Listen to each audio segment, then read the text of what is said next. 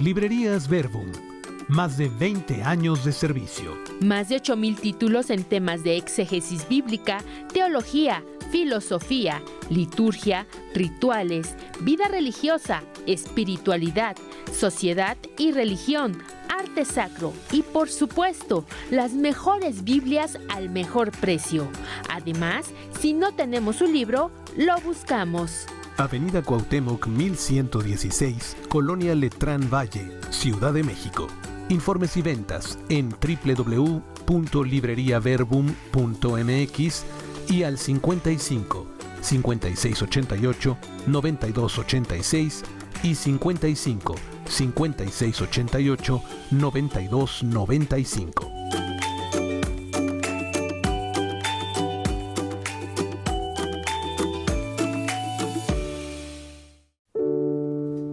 Acaba de ser publicado mi nuevo libro, La devoción a la Virgen María según los dogmas de fe marianos.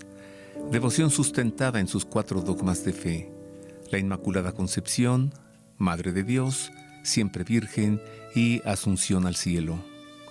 En este libro se presenta una profunda y bien cimentada doctrina sobre los 4 dogmas de fe referentes a la Virgen María. Con prólogo del cardenal Felipe Arizmendi, con un prefacio del padre Rogelio Alcántara, este libro, editado a colores y con bellas imágenes, le permitirá a usted conocer los dogmas de fe concernientes a la Virgen María. Ya lo encuentra disponible en librerías Verbum y en la Casa de San José. Estoy seguro que este libro le llenará de conocimientos, de devoción y de amor hacia la Virgen María.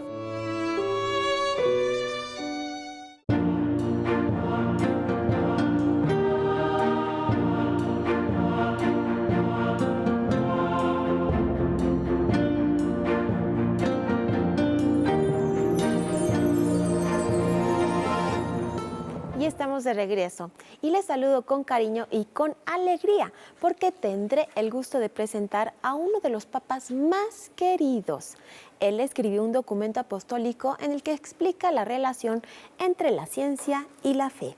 Y me refiero a San Juan Pablo II, el papa que tanto quiso a México.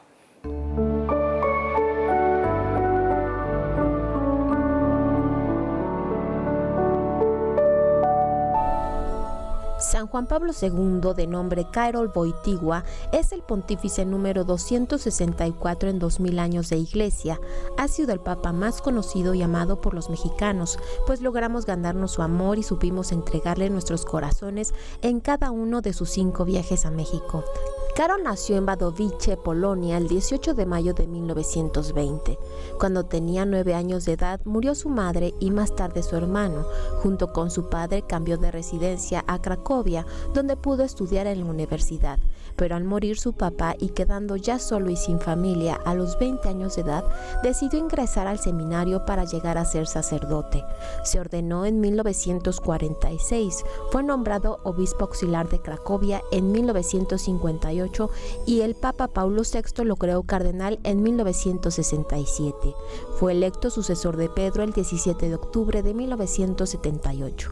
Escribió varios libros y promulgó gran cantidad de documentos pontificios, pero una característica especial de su pontificado fue la enorme cantidad de viajes a todos los países del mundo, pues fue en México donde la Virgen María le reveló que su pontificado habría de ser itinerante para dar respuesta él mismo al mandato de Jesucristo de ir y anunciar el Evangelio a todos los rincones de la tierra. San Juan Pablo II escuchó vivamente las palabras de Cristo: tú eres piedra, a lo largo del tercer pontificado más largo durante 26 años, hasta que le mandó regresar a la casa del Padre el 2 de abril del 2005.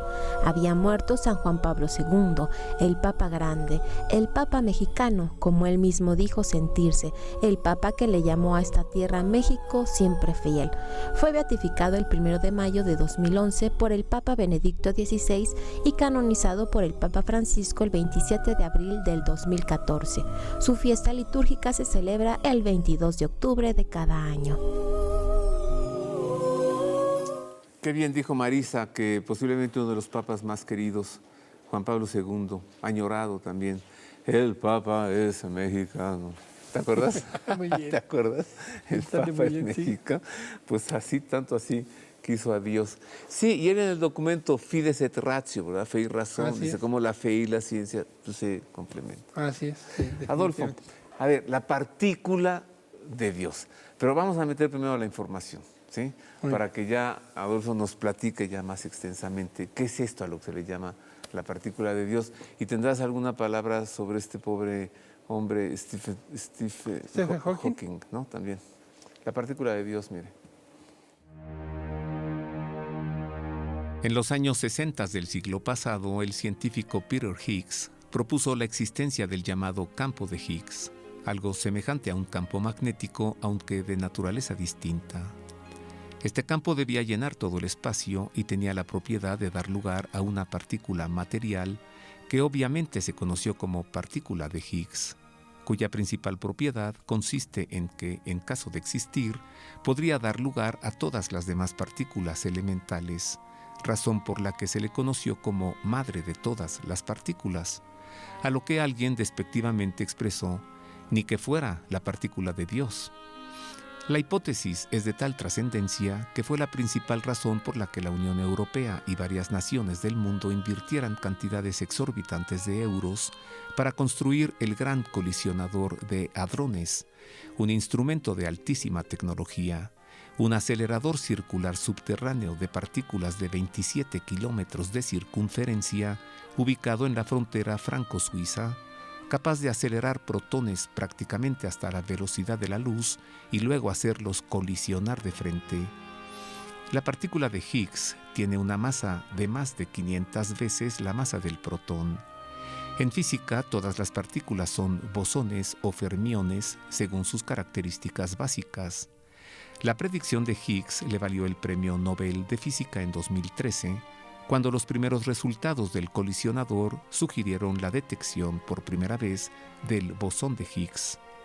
En relación con la fe, esta llamada partícula de Dios permite saber que al igual que todo el cosmos fue creado por Dios, esta partícula también lo fue, y que su característica de partícula madre la hace excepcional al ver que Dios le dio al hombre la capacidad de descubrir esta simplicidad escondida en las entrañas de la materia, y muestra cómo Dios está presente también en las mentes de los científicos, sean ateos o sean creyentes.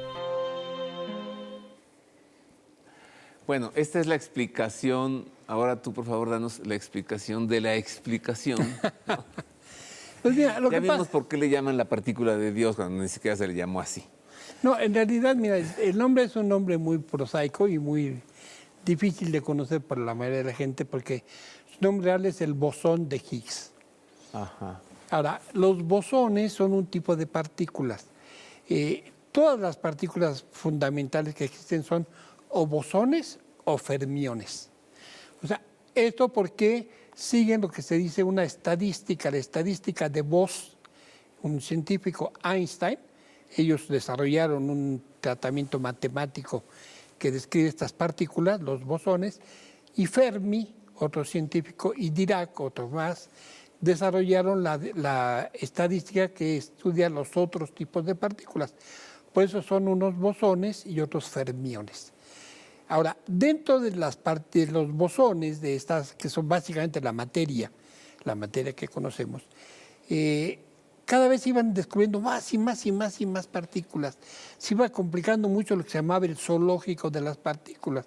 Ya no solo el protón, el electrón y el neutrón, sino aparecieron los quarks, 6 tipos de quarks, y luego aparecieron los gluones, y luego los muones, y luego los neutrinos, en fin, eso se iba complicando.